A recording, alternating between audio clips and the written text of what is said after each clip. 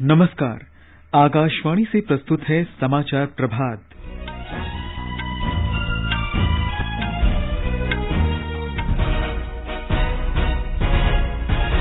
सरकार ने पेट्रोल में मिलाए जाने वाले एथेनॉल के दाम बढ़ाए। सांसद स्थानीय क्षेत्र विकास योजना भी बहाल की। राष्ट्रपति रामनाथ कोविंद आज राष्ट्रपति भवन में राज्यपाल और उपराज्यपालों के सम्मेलन की अध्यक्षता करेंगे। केंद्रीय स्वास्थ्य मंत्री मनसुख मांडविया आज राज्यों और केंद्र शासित प्रदेशों के स्वास्थ्य मंत्रियों के साथ सभी वयस्कों का टीकाकरण सुनिश्चित करने के लिए हर घर दस्तक अभियान की समीक्षा करेंगे। राष्ट्रव्यापी टीकाकरण अभियान के अंतर्गत देश में 110 करोड़ 27 लाख से अधिक कोविड रोधी टीके लगाए गए। दिल्ली क्षेत्रीय सुरक्षा संवाद घोषणा ने आतंकी गतिविधियों के लिए अफगानिस्तान की धरती का इस्तेमाल रोकने पर बल दिया। अमेरिका अंतर्राष्ट्रीय सौर गठबंधन का सदस्य बना। प्रधानमंत्री नरेंद्र मोदी ने अमेरिका के इस फैसले का स्वागत किया। लोक आस्था के महापर्व छठ का 4 दिन का अनुष्ठान आज उगते सूरज को अर्घ्य अर्पण के साथ संपन्न। और 2020 क्रिकेट विश्व कप में न्यूजीलैंड इंग्लैंड को 5 विकेट से हराकर फाइनल में। समाचार प्रभात में रवि कपूर के साथ मैं निखिल कुमार। देश ने कोविड टीकाकरण अभियान के अंतर्गत 110 करोड़ से अधिक टीके लगाने का लक्ष्य हासिल कर इतिहास रच दिया है। इस महत्वपूर्ण कार्य में योगदान करने वाले चिकित्सकों, नर्सों और अन्य स्वास्थ्य कर्मियों का आकाशवाणी अभिनंदन करता है। इसके साथ ही हम आपको सतर्क भी करना चाहते हैं कि कोविड अभी समाप्त नहीं हुआ है। आप सभी से हमारी अपील है कि यथाशीघ्र दोनों टीके लगवाएं और अन्य लोगों को भी प्रेरित करें। त्योहारों के समय इन 3 आसान उपायों का पालन अवश्य करें। मास्क पहनें, 2 गज की सुरक्षित दूरी बनाए रखें, हाथ और चेहरा साफ रखें। कोविड से संबंधित किसी भी जानकारी और मार्गदर्शन के लिए राष्ट्रीय हेल्पलाइन नंबर 011-2397-8046 और 1075 पर संपर्क करें। और अब समाचार विस्तार से। केंद्रीय मंत्रिमंडल की आर्थिक मामलों की समिति ने एथेनॉल मिश्रित पेट्रोल कार्यक्रम के अंतर्गत सार्वजनिक क्षेत्र की तेल विपणन कंपनियों द्वारा एथेनॉल की खरीद प्रणाली को भी स्वीकृति दे दी है। सूचना और प्रसारण मंत्री अनुराग ठाकुर ने कल नई दिल्ली में मंत्रिमंडल के फैसले के बारे में जानकारी दी। उन्होंने बताया कि चीनी सत्र 2020-21 के लिए गन्ना आधारित विभिन्न प्रकार के कच्चे माल से प्राप्त एथेनॉल की अधिक कीमत को भी मंजूरी दी गई है। एथेनॉल ब्लेंडिंग प्रोग्राम के अंतर्गत जो निर्णय किया गया उससे पिछले वर्षों में गन्ना किसानों और चीनी मिलों की आर्थिक स्थिति में सुधार हुआ है। एथेनॉल के दामों ने चीनी क्षेत्र को री एनर्जाइज करने का काम किया है। इस कार्यक्रम के अंतर्गत 2025 तक देश भर में 10% एथेनॉल ब्लेंडिंग करने का लक्ष्य रखा गया था, लेकिन माननीय प्रधानमंत्री जी के निर्देशानुसार अब वर्ष 2025 तक 20% ब्लेंडिंग प्राप्त करने का महत्वाकांक्षी लक्ष्य निर्धारित किया गया है। इंटरेस्ट सबवेंशन स्कीम्स के माध्यम से एथेनॉल के उत्पादन की क्षमता को 1500 करोड़ लीटर करने के लिए कई प्रोजेक्ट स्वीकृत किए जा चुके हैं। इससे लगभग 41,000 करोड़ रुपए का निवेश आएगा। श्री ठाकुर ने बताया कि इस फैसले से देश में आधुनिक जैव ईंधन रिफाइनरियों की स्थापना में सुविधा होगी। इसके अलावा गन्ना किसानों का लंबित बकाया कम हो सकेगा और कच्चे तेल के आयात पर निर्भरता कम होगी, जिससे विदेशी मुद्रा की बचत होगी। सूचना और प्रसारण मंत्री अनुराग सिंह ठाकुर ने बताया कि मंत्रिमंडल ने सांसद स्थानीय क्षेत्र विकास योजना को बहाल करने और इसे आगे जारी रखने की अनुमति दे दी है। 2 वर्ष के लिए 2021 और 21-22 तक एमपी लैड की स्कीम को मंत्रिमंडल द्वारा तय किया गया था कि उसके धन का उपयोग कोविड की लड़ाई के लिए किया जाएगा। आर्थिक स्थिति में सुधार को देखते हुए जिस तरह से इकोनॉमिक रिकवरी भी हुई है, 2021-22 की शेष अवधि के लिए एमपी लैड की स्कीम को कार्यान्वित करने का निर्णय किया गया है। इससे प्रत्येक एमपी को 2-2 करोड़ रुपए की किस्त आवंटित की जाएगी, लेकिन जो बाकी के 3 वर्ष रहते हैं 2022-23 से लेकर 25-26 तक, उस समय के लिए 5-5 करोड़ रुपए की पूरी किस्त माननीय सांसदों को अपने क्षेत्र के विकास के लिए दी जाएगी। श्री अनुराग ठाकुर ने बताया कि मंत्रिमंडल ने 15 नवंबर को भगवान बिरसा मुंडा की जयंती को जनजातीय गौरव दिवस के रूप में मनाने का भी फैसला किया है। भारत के स्वतंत्रता संग्राम में 15 नवंबर को भगवान बिरसा मुंडा जी की जयंती है, जो अंग्रेज शासन के विरुद्ध संघर्ष करने वाले एक महान स्वतंत्रता सेनानी हैं और समाज सुधारक रहे। भारत सरकार 15 नवंबर से 22 नवंबर तक जनजातीय समुदाय के गौरवशाली इतिहास और उनकी उपलब्धियों, संस्कृति और आजादी की लड़ाई में उनकी योगदान की महत्ता पर एक सप्ताह कार्यक्रम आयोजित करने जा रही है। प्रधानमंत्री नरेंद्र मोदी ने 15 नवंबर को जनजातीय गौरव दिवस मनाए जाने के केंद्रीय मंत्रिमंडल के निर्णय पर प्रसन्नता प्रकट करते हुए कहा कि भगवान बिरसा मुंडा लाखों लोगों के दिलों में बसते हैं। श्री मोदी ने कहा कि लोग अभी भी भगवान बिरसा मुंडा के जीवन से प्रेरणा प्राप्त कर रहे हैं। मध्य प्रदेश के मुख्यमंत्री शिवराज सिंह चौहान ने 15 नवंबर को भगवान बिरसा मुंडा की जयंती को जनजातीय गौरव दिवस के रूप में घोषित किए जाने पर प्रधानमंत्री नरेंद्र मोदी को बधाई दी है। हमारी संवाददाता ने खबर दी है कि प्रधानमंत्री भोपाल के जम्बूरी मैदान में आयोजित समारोह में भाग लेंगे और जनजातीय कल्याण से जुड़ी कई योजनाओं का शुभारंभ करेंगे।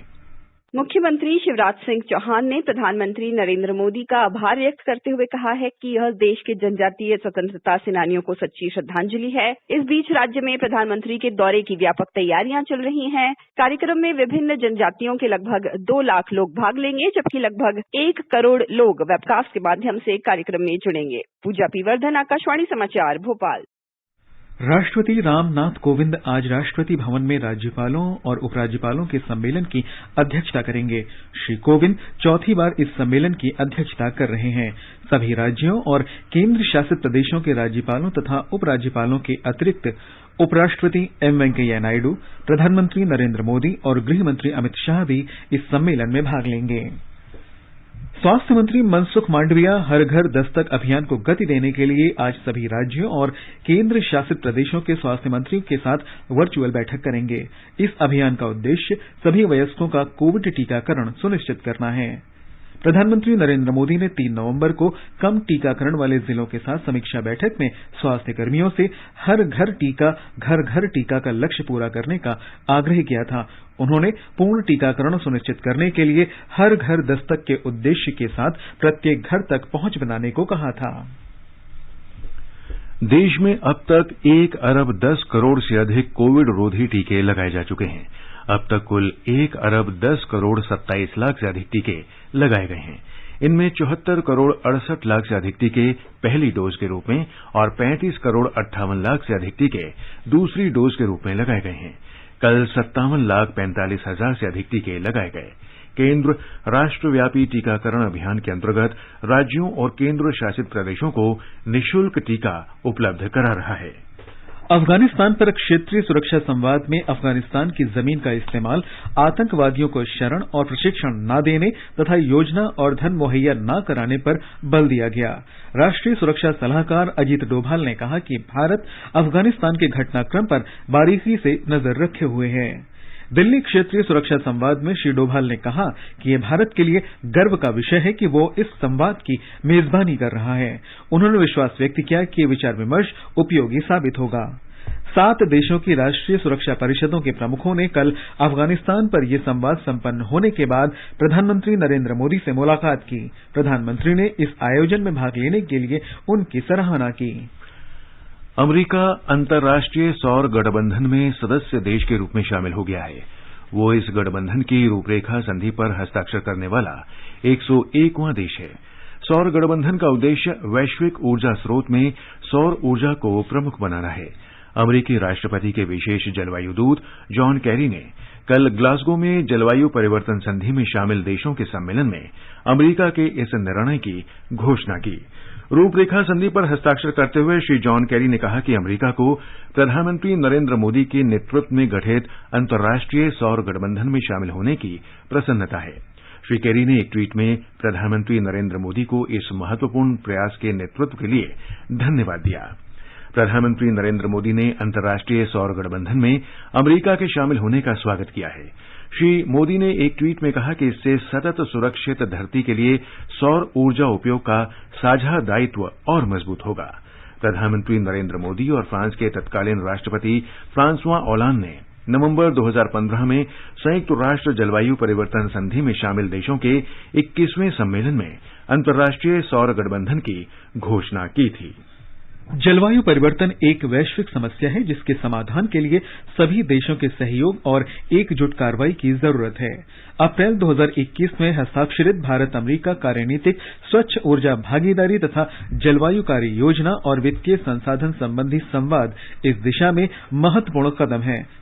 इस नई भागीदारी से स्वच्छ ऊर्जा विकास और उपयोग तथा भारत में नई और नवाचारी स्वच्छ प्रौद्योगिकी लाने में मदद मिलेगी जो कार्बन उत्सर्जन को कम करने के लिए आवश्यक है। भारत और भूटान के लिए अंतर्राष्ट्रीय विकास अमरीकी एजेंसी की निदेशक वीणा रेड्डी ने आकाशवाणी समाचार को बताया कि इससे जलवायु परिवर्तन संबंधी जोखिमों के प्रबंधन और समायोजन की क्षमता भी विकसित होगी। वीणा रेड्डी भारत और भूटान में मिशन का नेतृत्व करने वाली पहली भारतीय मूल की अमरीकी नागरिक हैं। The United States views tackling the climate crisis as an issue of national security and essential to our foreign policy. In the U.S., India, and around the world, reducing carbon emissions from the power sector is key to climate action. We recognize that global problems require global cooperation and action. We are proud of our partnerships in India, which amplify our joint power to tackle these tough challenges. आगे बढ़ने से पहले एक नजर मुख्य समाचारों पर। सरकार ने पेट्रोल में मिलाए जाने वाले एथेनॉल के दाम बढ़ाए। सांसद स्थानीय क्षेत्र विकास योजना भी बहाल की। राष्ट्रपति रामनाथ कोविंद आज राष्ट्रपति भवन में राज्यपाल और उपराज्यपालों के सम्मेलन की अध्यक्षता करेंगे। केंद्रीय स्वास्थ्य मंत्री मनसुख मांडविया आज राज्यों और केंद्र शासित प्रदेशों के स्वास्थ्य मंत्रियों के साथ सभी वयस्कों का टीकाकरण सुनिश्चित करने के लिए हर घर दस्तक अभियान की समीक्षा करेंगे। राष्ट्रीय टीकाकरण अभियान के अंतर्गत देश में 110 करोड़ 27 लाख से अधिक कोविड रोधी टीके लगाए गए। दिल्ली क्षेत्रीय सुरक्षा संवाद घोषणा ने आतंकी गतिविधियों के लिए अफगानिस्तान की धरती का इस्तेमाल रोकने पर बल दिया। अमेरिका अंतर्राष्ट्रीय सौर गठबंधन का सदस्य बना। प्रधानमंत्री नरेंद्र मोदी ने अमेरिका के इस फैसले का स्वागत किया। लोक आस्था के महापर्व छठ का 4 दिन का अनुष्ठान आज उगते सूरज को अर्घ्य अर्पण के साथ संपन्न और 2020 क्रिकेट विश्व कप में न्यूजीलैंड इंग्लैंड को 5 विकेट से हराकर फाइनल में। प्रधानमंत्री नरेंद्र मोदी इस वर्ष के अंत तक उत्तर प्रदेश में कानपुर मेट्रो सेवा का शुभारंभ करेंगे। मुख्यमंत्री योगी आदित्यनाथ ने कल भारतीय प्रौद्योगिकी संस्थान और मोती झील के बीच 9 किलोमीटर ट्रैक पर मेट्रो के ट्रायल रन को हरी झंडी दिखाई। हमारे संवाददाता ने बताया है कि मुख्यमंत्री ने इस अवसर पर डिब्बों में उपलब्ध सुविधाओं और प्लेटफॉर्म की व्यवस्था का भी निरीक्षण किया। 32.5 किलोमीटर लंबी कानपुर मेट्रो के ट्रैक के 2 कॉरिडोर होंगे। पहले चरण में मेट्रो ट्रेन 9 किलोमीटर लंबे प्राथमिकता मार्ग पर चलाई जाएगी। इस मार्ग पर 9 मेट्रो स्टेशन तैयार किए गए हैं। दूसरे चरण में मेट्रो का काम मोती झील से ट्रांसपोर्ट नगर के बीच होगा और इस मार्ग पर भूमिगत मेट्रो स्टेशन बनेंगे। मेट्रो ट्रेन शुरू होने पर 6 ट्रेनें IIT और मोती झील के बीच चलेंगी, वहीं 2 ट्रेनें रिजर्व के तौर पर मौजूद रहेंगी। कानपुर मेट्रो रेल परियोजना की शुरुआत योगी आदित्यनाथ सरकार ने 15 नवंबर 2019 को की थी। सुशील चंद्र तिवारी, आकाशवाणी समाचार, लखनऊ। वाणिज्य और उद्योग मंत्री पीयूष गोयल रविवार को नई दिल्ली के प्रगति मैदान में भारत अंतर्राष्ट्रीय व्यापार मेले 2021 का उद्घाटन करेंगे। इस वर्ष आजादी का अमृत महोत्सव के दौरान आयोजित व्यापार मेले का विशेष महत्व है। इस वर्ष अंतर्राष्ट्रीय व्यापार मेले के आयोजन स्थल में प्रगति मैदान का नया प्रदर्शनी परिसर भी शामिल है। व्यापार मेला कुल 70,000 वर्ग मीटर में आयोजित होगा, जो पिछली बार से लगभग 3 गुना है। लोक आस्था के महापर्व छठ का 4 दिन का अनुष्ठान आज उगते सूर्य को अर्घ्य अर्पण के साथ संपन्न हो गया।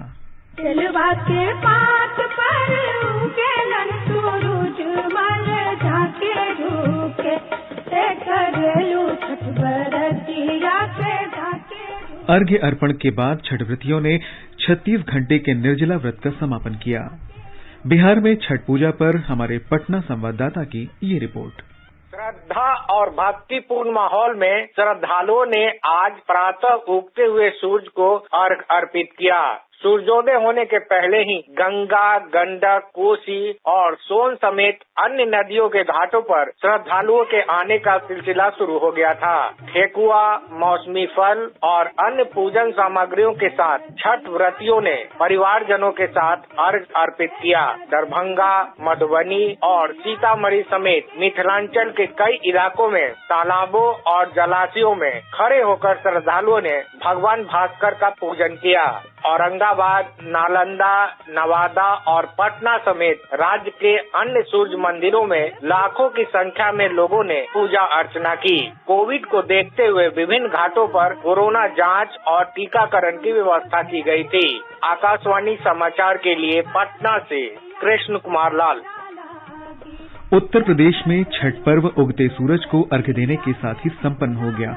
ब्यौरा हमारे लखनऊ संवाददाता से। उगते सूर्य की आराधना के लिए हाथों में प्रसाद और अर्घ्य लिए हुए पारंपरिक परिधानों से सजे श्रद्धालु ठंडे पानी के बीच भगवान सूर्य का इंतजार करते रहे। इस दौरान पारंपरिक भोजपुरी और मैथिली छठ गीतों से पूरा माहौल भक्तिमय हो गया। कल शाम की तरह आज सुबह भी हजारों छठ व्रती प्रदेश भर की नदियों और तालाबों के किनारे इकट्ठा हुए और उगते सूर्य की आराधना की। खासतौर पर पूर्वांचल के इलाकों में ये त्योहार भव्य तरीके से मनाया गया। आज सुबह भगवान सूर्य को अर्घ्य देने के साथ ही 4 दिनों तक चलने वाले इस महाव्रत का समापन हुआ। कल शाम भी अस्ताचल सूर्य को अर्घ्य देने के लिए छठ व्रतियों की भारी भीड़ घाटों पर मौजूद थी। उत्तर प्रदेश सरकार ने इस बार छठ के मौके पर अवकाश की घोषणा की थी। कल शाम लखनऊ में छठ पूजा में मुख्यमंत्री योगी आदित्यनाथ शामिल हुए, जबकि उप मुख्यमंत्री केशव प्रसाद मौर्य प्रयागराज में श्रद्धालुओं के बीच पहुंचे। प्रशासन द्वारा इस मौके पर घाटों पर खास इंतजाम किए गए थे। सुशील चंद्र तिवारी, आकाशवाणी समाचार, लखनऊ।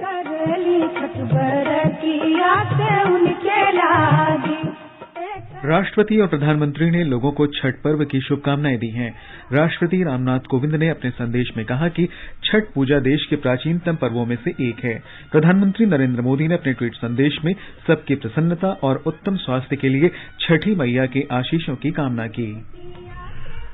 आईसीसी T20 क्रिकेट विश्व कप के सेमीफाइनल मैच में कल अबुधाबी में न्यूजीलैंड ने इंग्लैंड को 5 विकेट से हराकर फाइनल में प्रवेश कर लिया है। पहले बल्लेबाजी करते हुए इंग्लैंड ने 4 विकेट पर 166 रन बनाए। जवाब में न्यूजीलैंड की टीम ने यह लक्ष्य मात्र 19 ओवर में हासिल कर लिया। आज दुबई में शाम 7:30 बजे पाकिस्तान और ऑस्ट्रेलिया के बीच दूसरा सेमीफाइनल खेला जाएगा। आजादी का अमृत महोत्सव के लिए सभी उपभोक्ताओं को शुभकामनाएं। हॉलमार्क सोने की शुद्धता सुनिश्चित करता है। हमेशा हॉलमार्क वाले सोने के आभूषण खरीदें।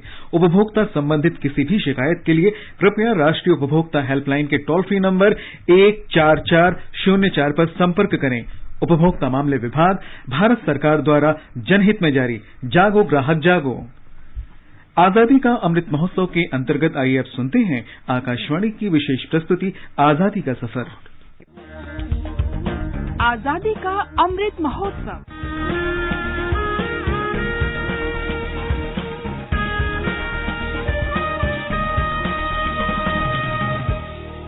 आजादी का सफर आकाशवाणी के साथ। भारत का गौरवशाली स्वतंत्रता संग्राम आधुनिक विश्व के अब तक के सबसे बड़े संघर्षों में से एक है। आकाशवाणी समाचार आपके लिए प्रतिदिन इस संग्राम की एक झलक लेकर आता है।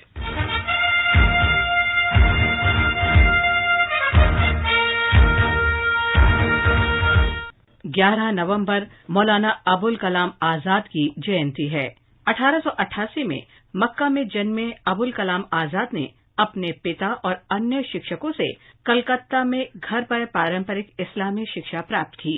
वे अरबी, अंग्रेजी, उर्दू, हिंदी, फारसी और बंगाली जैसी कई भाषाओं के अच्छे जानकार और एक विख्यात विद्वान तथा कवि थे। उन्होंने धर्म और जीवन के संकीर्ण दृष्टिकोण से अपनी मानसिक मुक्ति के संकेत के रूप में उपनाम आजाद को अपनाया।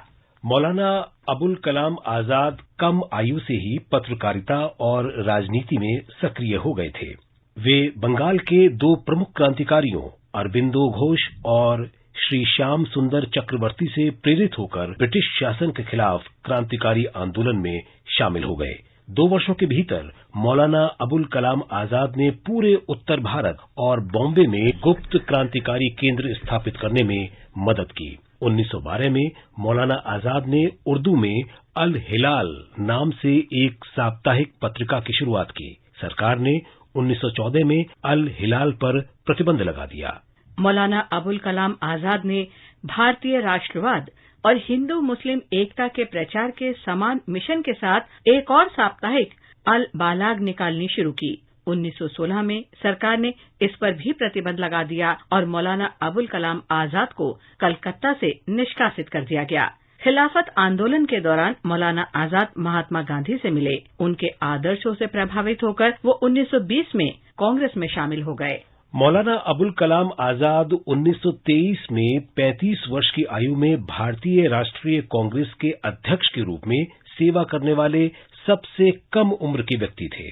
उन्हें 1920 और 1945 के बीच अलग अलग आरोपों में कई बार जेल भेजा गया, जिसमें सविनय अवज्ञा आंदोलन और भारत छोड़ो आंदोलन में भागीदारी भी शामिल था। उन्होंने एक ऐसे भारत की परिकल्पना की थी जो विभाजन का कड़ा विरोध करते हुए हिंदू और मुस्लिम दोनों को गले लगाए। कल तक जब तक कि आजादी हमारे हाथ में न थी, आपके मुल्क का क्या हाल था? वो अपनी किस्मत का मालिक नहीं था, उसकी किस्मत दूसरों के हाथों में। आपका अमन भी आपके कब्जे में न था, आपकी बेअमनी भी आपके कब्जे में न थी। जब कभी मुल्क में बदअमनी होती थी तो आप अपने तरफ नहीं देखते थे, उनके तरफ देखते। जब आपको कोई तकलीफ और परेशानी होती थी, आप उनके आगे मजबूर होते थे कि अपना हाथ बढ़ाएं। लेकिन आज वो नहीं है, आज अपनी किस्मत के आप खुद मालिक। मौलाना अबुल कलाम आजाद संविधान सभा में विशेषकर शिक्षा से संबंधित चर्चाओं में सक्रिय रूप से भाग लेते थे। उनका मानना था कि एक राष्ट्र के रूप में भारत को उच्च शैक्षिक मानकों की आकांक्षा करनी चाहिए। 1947 से 1958 में अपनी मृत्यु तक देश के पहले शिक्षा मंत्री के रूप में उन्होंने 14 वर्ष की आयु तक के सभी बच्चों के लिए मुफ्त और अनिवार्य प्राथमिक शिक्षा की हिमायत की, क्योंकि उनका मानना था कि शिक्षा सभी नागरिकों का अधिकार है। अबुल कलाम आजाद ने अशिक्षित वयस्कों की शिक्षा के लिए वयस्क शिक्षा बोर्ड की स्थापना की। उन्होंने विश्वविद्यालय अनुदान आयोग और भारतीय विज्ञान संस्थान तथा IIT जैसे अन्य शिक्षण संस्थानों की स्थापना में भी महत्वपूर्ण भूमिका निभाई। मौलाना अबुल कलाम आजाद ने 22 फरवरी 1958 को अंतिम सांस ली। उनकी आत्मकथा इंडिया विंस फ्रीडम 1959 में उनकी मृत्यु के बाद प्रकाशित हुई थी। उन्हें 1992 में मरणोपरांत भारत रत्न से सम्मानित किया गया था। शिक्षा के क्षेत्र में उनके अमूल्य योगदान के कारण 11 नवंबर को राष्ट्रीय शिक्षा दिवस के रूप में मनाया जाता है।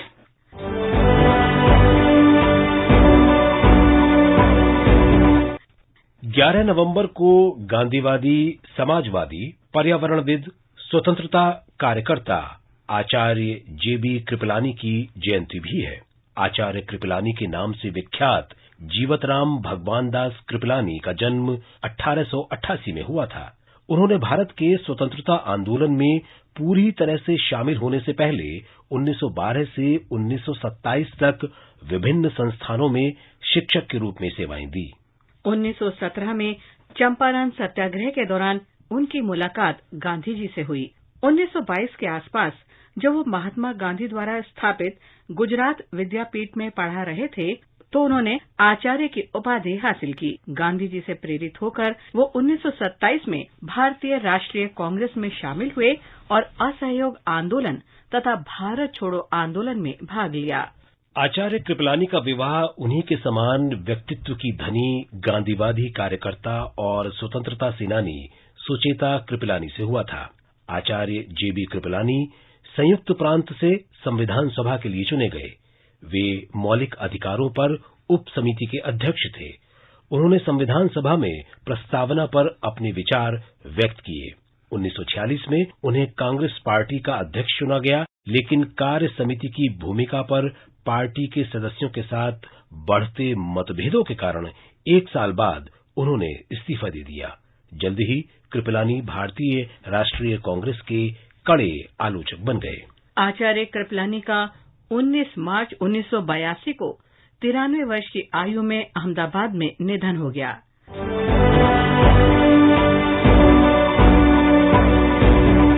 इसके साथ ही आजादी का सफर आकाशवाणी समाचार के संग श्रृंखला का अंक समाप्त होता है। और अब एक नजर आज के मौसम पर।